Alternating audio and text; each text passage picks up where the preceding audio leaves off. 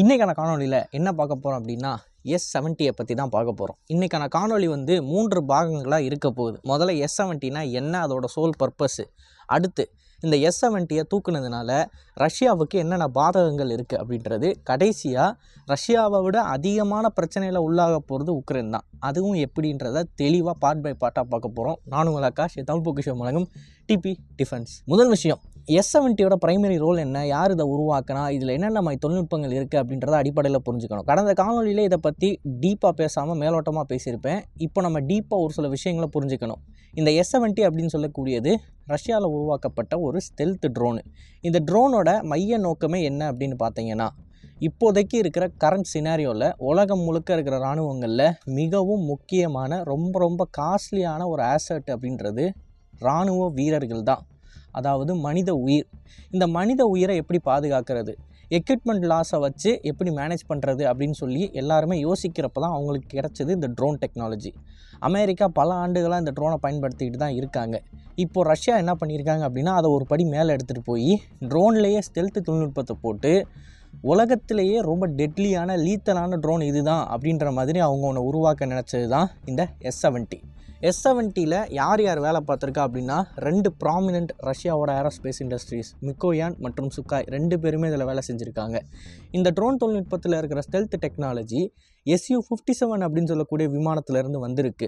அது மட்டும் கிடையாது, இந்த ட்ரோனில் இருக்கிற என்ஜின் Su-35 மற்றும் Su-57 2 விமானங்கள்லேயுமே பயன்படுத்தக்கூடிய ஏஎல் வேரியண்ட்டை தான் யூஸ் பண்ணியிருக்காங்க. அதில் ஒரு லோ த்ரஸ்ட் வேரியண்ட் எடுத்து இந்த ட்ரோனில் போட்டிருக்காங்க.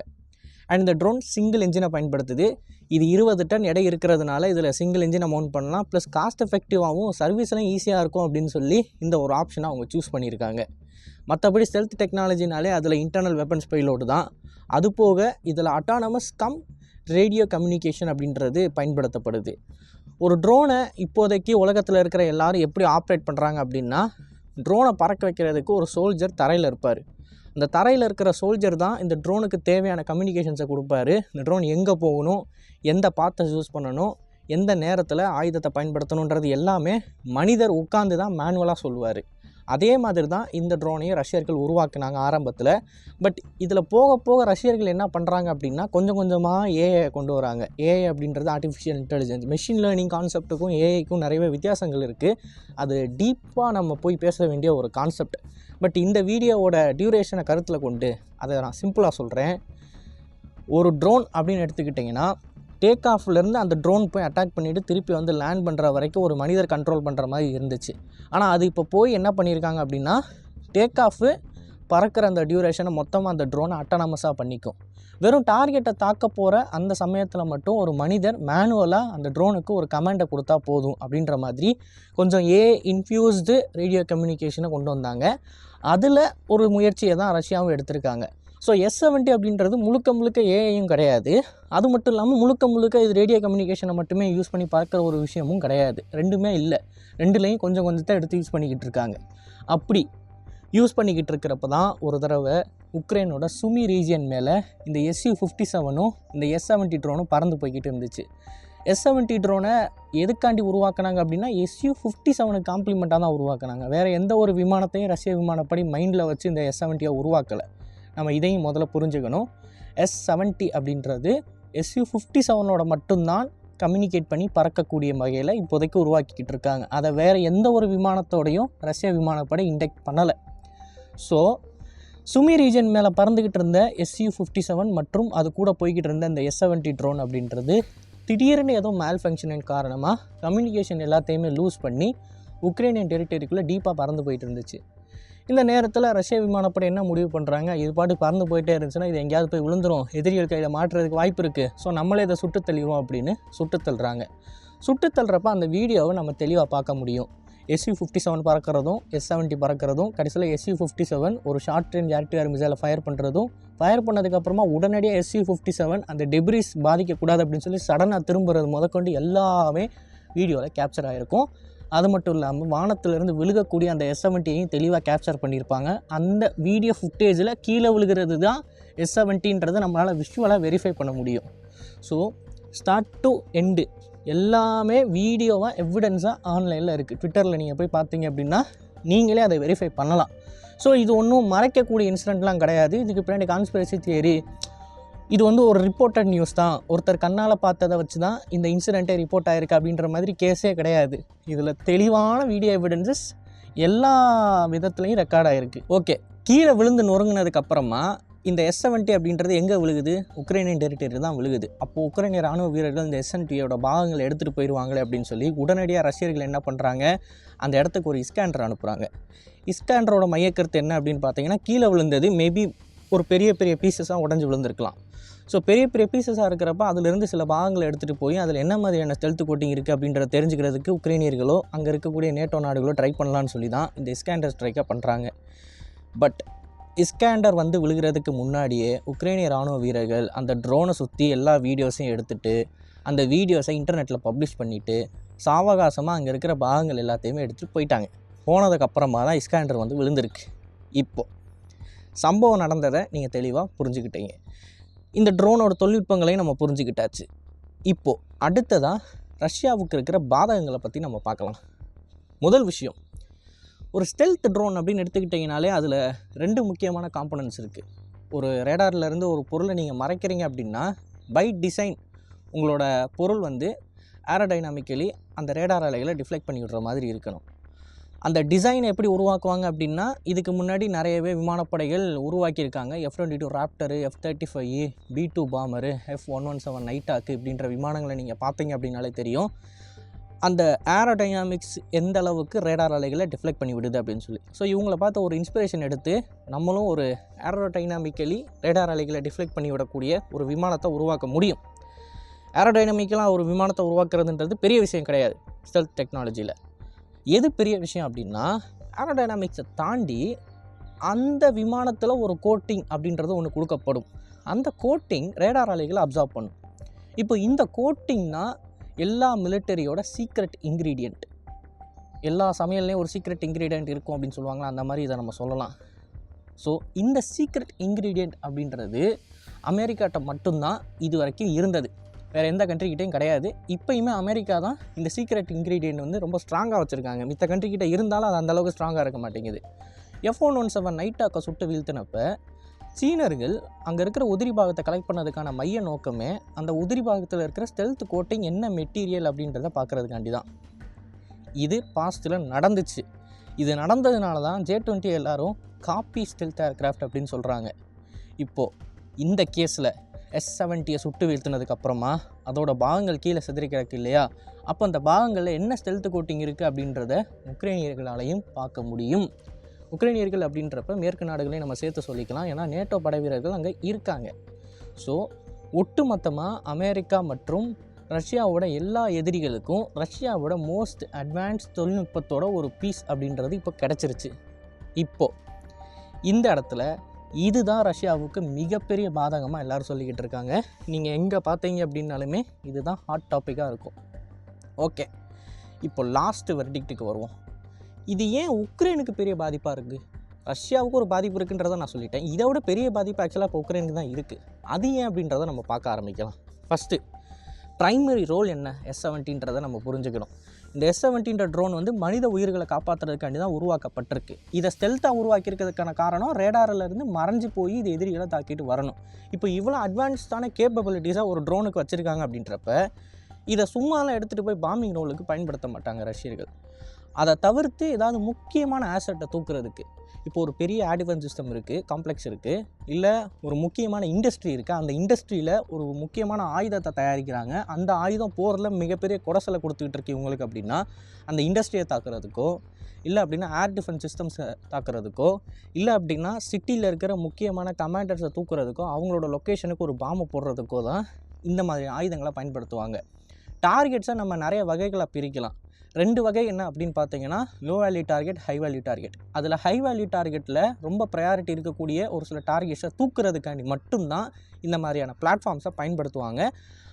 அதனால தான் இந்த பிளாட்ஃபார்மில் ஸ்டெல்த்து அது இதுன்னு சொல்லி எல்லாத்தையும் போடுறாங்க. இப்போது ஸ்டெல்த்து இந்த டெக்னாலஜிஸ் எல்லாத்தையும் சும்மா எல்லா பிளாட்ஃபார்ம்லையும் போட முடியாது, ஏன்னா இது எல்லாத்துக்குமே காசு செலவாகும். இவ்வளோ காசு செலவு பண்ணி நம்ம ஒரு பொருளை வைக்கிறோம், ஒரு பொருளை வாங்குகிறோம் அப்படின்னா அந்த பொருள் ஸ்பெஷலான அக்கேஷனுக்கு பயன்படுத்தக்கூடிய ஒரு பொருள். இதை நான் சிம்பிளாக சொல்லணும் அப்படின்னா, வீட்டில் நம்மளோட அம்மா அப்பா அம்மா எல்லாருமே வந்து பட்டுப்புடவை வாங்குவாங்க. அந்த பட்டுப்புடவை ரொம்ப காஸ்ட்லியாக இருக்கும். அந்த பட்டுப்புடவையை டெய்லி போட மாட்டாங்க. என்றைக்கா ஒரு நாள் கல்யாணம் நடக்கிறப்பையோ இல்லை ஸ்பெஷல் அக்கேஷனில் மட்டும்தான் போடுவாங்க. அதே மாதிரி தான் இந்த மிலிட்டரி ட்ரோன்ஸும். எல்லாத்துக்கும் அதை பயன்படுத்த மாட்டாங்க, only for high value targets. But இப்போது ரஷ்யர்களுக்கு ஒரு பிரச்சனை ஒன்று இருக்குது. ஹை வேல்யூ டார்கெட்டுக்காண்டி மட்டுமே பயன்படுத்தக்கூடிய இந்த ட்ரோனை ரஷ்யர்கள் எதற்காண்டி சுமீரேஷியன் மேலே பறக்க வச்சாங்க. அண்ட் அது மட்டும் இல்லாமல் எல்லாருக்குமே தெரியும் 2024 வருஷம்தான் இந்த ட்ரோன் சீரியல் ப்ரொடக்ஷனுக்குள்ளே போகும். இந்த ட்ரோனில் நிறையவே டெஸ்டிங் இன்னும் பேலன்ஸ் இருக்குது. டெஸ்டிங் முடியாமல் சீரியல் ப்ரொடக்ஷனுக்குள்ளேயும் போகாத இந்த ட்ரோன்ஸ் இப்போ வரைக்கும் 3 நாள் ட்ரோன் தான் இருக்குன்னு சொல்லப்படுது. ஜஸ்ட் 3 நாள் தான். அதுக்குள்ளே ஒரு ட்ரோனை இப்போ இனிமி டெரிட்டரிக்குள்ளே அனுப்பி பறி கொடுத்துருக்காங்கன்றப்ப இதற்கான காரணம் என்ன அப்படின்னு நம்ம தேடி பார்க்குறப்ப தான் நமக்கு கிடைச்ச எவிடன்ஸ் அந்த கிராஷ் சைட்லேயே இருக்குது. அதாவது UMP D30 SN glide bomb. இந்த UMP D30 அப்படின்ற கிளைட் பாம் வந்து ரஷ்யா பயன்படுத்தக்கூடிய ஃபேப் சீரீஸ்லேருந்து உருவான ஒன்று தான். ஃபேப் சீரீஸை நம்ம நிறைய நேரங்களில் பேசியிருக்கோம். அதை பற்றி தெளிவான காணொலிகள் நம்ம போட்டிருக்கோம். நம்மளோட சேனலில் one of the highest views அந்த காணொலி வாங்கியிருக்கு.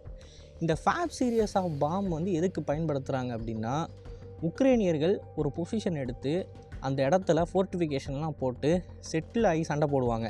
அந்த இடத்துல இருக்கிற உக்ரைனிய வீரர்களை காலி பண்ணணும் அப்படின்னா ஒன்று ஆர்ட்டிலரியை போட்டு ஸ்ட்ரைக் பண்ணணும், இல்லை அப்படின்னா அங்கே இருக்கிற இராணுவ வீரர்கள் போய் மேனுவலாக சண்டை போடணும். பட் இராணுவ வீரர்கள் அனுப்புனா நம்ம ரேஷியோ வந்து எகிரிட்டு போயிடும். ஒரு உக்ரைனிய வீரர்களுக்கு 3 அப்படின்றது ரொம்ப ரொம்ப கம்மி. 10-16 வரைக்கும் போகிறதுக்கு வாய்ப்பு இருக்குது. அதாவது ஒரு உக்ரைனிய வீரர் அந்த இடத்த விட்டு காலி பண்ணுறதுக்கு 16 ரஷ்ய வீரரை பலி கொடுக்குற மாதிரி இருக்கும். இந்த ரேஷியோலாம் ரஷ்யாவில் தாங்க முடியாது. ஸோ இதுக்கு தான் ரஷ்யர்கள் என்ன பண்ணுவாங்க, ஒரு கிளைட் பாம் அனுப்பி விடுவாங்க. இந்த கிளைட் பாமோட நோக்கமே என்ன அப்படின்னு பார்த்தீங்கன்னா, அந்த இடத்துல இருக்கிறத மொத்தமாக தரமட்டமாக்குறது. அங்கே ஒரு பில்டிங் இருக்குது, அந்த பில்டிங்குள்ளே சோல்ஜர்ஸ் இருக்காங்க அப்படின்னா அந்த பில்டிங்கை மொத்தமாக தரமட்டமாக்குறது. ட்ரென்ச் இருக்குது அப்படின்னா அந்த ட்ரென்ச்சே அங்கே இல்லாத மாதிரி ஆக்குறது. இப்படியான ஒரு விஷயத்துக்கு தான் கிளைட் பாம்ஸை பயன்படுத்துவாங்க. ஸோ கிளைட் பாம்ஸ் அப்படின்றப்ப அதை போடுறதுக்கு போர் விமானங்கள் வேணும். இந்த போர் விமானங்கள்லாம் ரஷ்யா பயன்படுத்துறது Su-34 அப்படின்ற ஏர்க்ராஃப்ட் தான். Su-34ஓட ஹிஸ்ட்ரியை பற்றி நான் சொல்லணும் அப்படின்னா one of the successful aircraft. But still இந்த போரில் ரொம்ப ரொம்ப பயங்கரமாக அடி வாங்கினது இந்த ஏர்க்ராஃப்ட் தான். கிட்டத்தட்ட 5ல் 1 பங்கு இந்த ஒரு போரில் மட்டுமே ரஷ்யர்கள் இழந்திருக்காங்க. இது வரைக்கும் மேனுஃபேக்சர் பண்ண Su-34ஸில் 5ல் 1 பங்குனா அப்போ எந்த அளவுக்கு ஏர்க்ராஃப்ட் லாஸ் ஆகிருக்கு அப்படின்றத நம்ம புரிஞ்சுக்கணும். அது மட்டும் இல்லாமல் அன்கைடட் பாம்ஸை போடுறப்ப இந்த ஏர்க்ராஃப்ட் லோ ஆல்டிடியூடில் பறக்கிற காரணத்தினால் மேன் பார்ட்ஸ் எல்லாம் வச்சு இந்த ஏர்க்ராஃப்ட்ஸை அடித்தாங்க. மேன் பார்ட்ஸ் அப்படின்றது ஒரு 1000 ரூபா பொருளை வச்சு 10 லட்ச ரூபா பொருளை அடிக்கிற மாதிரி அவ்வளோ மோசமாக இந்த போர் விமானங்கள் பாதிப்படைஞ்சிச்சு. இது எல்லாத்துக்கும் மேலே ரஷ்யர்கள் இழந்த ஒரு முக்கியமானது என்ன அப்படின்னு பார்த்தீங்கன்னா ட்ரெயின்டு பைலட்ஸ் தான். அதுலேயும் குறிப்பாக Su-34 அப்படின்றது 2 பைலட்டை வச்சு பறக்கக்கூடிய விமானம். 2 பேர் இருப்பாங்க. அப்போது ஒரு ஏர்க்ராஃப்டை காலி பண்ணால் 2 பைலட்டு காலி. இந்த 2 பைலட்டை திருப்பி ரஷ்யன் ஏர்ஃபோர்ஸில் இண்டக்ட் பண்ணி அவங்களுக்கு ட்ரைனிங் கொடுக்கறதுக்கு எப்படியும் ஒரு 6-7 வருஷம் ஆயிரும். கேண்டிடேட் ரெடியாக இருந்தாங்க அப்படின்னா. பட் கேண்டிடேட் ரெடியாக இல்லை அப்படின்றப்ப யோசிச்சு பாருங்கள் ரஷ்யன் ஏர்ஃபோர்ஸோட நிலைமை என்ன அப்படின்னு சொல்லி. இந்த அளவுக்கு லாஸஸாக அவங்களால சமாளிக்க முடியாது. ஸோ இதற்காண்டி தான் ரஷ்யர்கள் என்ன பண்ணியிருக்காங்க, இந்த அன்மேன்டு பிளாட்ஃபார்மை அனுப்பி விட்ருக்காங்க. இப்போ அந்த அன்மேன்டு பிளாட்ஃபார்மில் 2 முக்கியமான அட்வான்டேஜ் இருக்குது. இதை வந்து பாம்பிங் ரோலுக்கு அனுப்புறதுல. ஒன்று, இதில் ஸ்டெல்த் கேரக்டர் இருக்குது அப்படின்றதுனால இதை அவ்வளோ சுலபமாக ரேடார் நிலைகளால் டிடெக்ட் பண்ணிட முடியாது, ஏர் டிஃபென்ஸ் சிஸ்டமால் தாக்கிட முடியாது. இன்னொன்று, அப்படியே இந்த ஏர்க்ராஃப்டை தாக்குனாலும் இதில் பைலட்டு கிடையாது. ஸோ காசு தான் போகும். அதுலேயும் குறிப்பாக ஒரு Su-34 அடித்தாங்க அப்படின்னா அந்த Su-34 உருவாக்குறதுக்கு பயங்கரமாக செலவாகும். 2 என்ஜின் இருக்குது அந்த ஏர்க்ராஃப்டில். பட் இந்த ட்ரோன் அப்படின்றது இதோட சைஸின் காரணமாக என்ன தான் அட்வான்ஸ் தொழில்நுட்பங்கள் வச்சாலும் Su-34ஓட இதை உருவாக்குற காஸ்ட்டுன்றது கம்மி. ஸோ எல்லா வகையிலையும் சில கிரிட்டிக்கலான பாம்பிங்கை பண்ணுறதுக்கு இந்த ஒகாட்னிக் அப்படின்னு சொல்லக்கூடிய ட்ரோனை அனுப்புறது தான் ரஷ்யாவுக்கு இருக்கிற ரொம்ப ஈஸியான ஒரு ஆப்ஷன், காஸ்ட் எஃபெக்டிவான ஆப்ஷனும் கூட. ஸோ அதனால தான் ரஷ்யர்கள் என்ன பண்ணியிருக்காங்க, இன்னும் சீரியல் ப்ரொடக்ஷனுக்குள்ளே போகாத, இன்னும் டெஸ்டிங் முடியாத ட்ரோனை இவ்வளவு சீக்கிரம் உக்ரைனுக்குள்ளே பயன்படுத்தியிருக்காங்க. இப்போது கடைசியாக ஃபைனலாக நம்ம புரிஞ்சுக்க வேண்டிய டேக்அவே என்ன, இந்த ட்ரோனை போட்டு தள்ளினதுனால இதில் இருக்கிற முக்கியமான சில செல்ட் டெக்னாலஜி மேற்கு நாடுகளோட கைக்கு போயிருக்கு.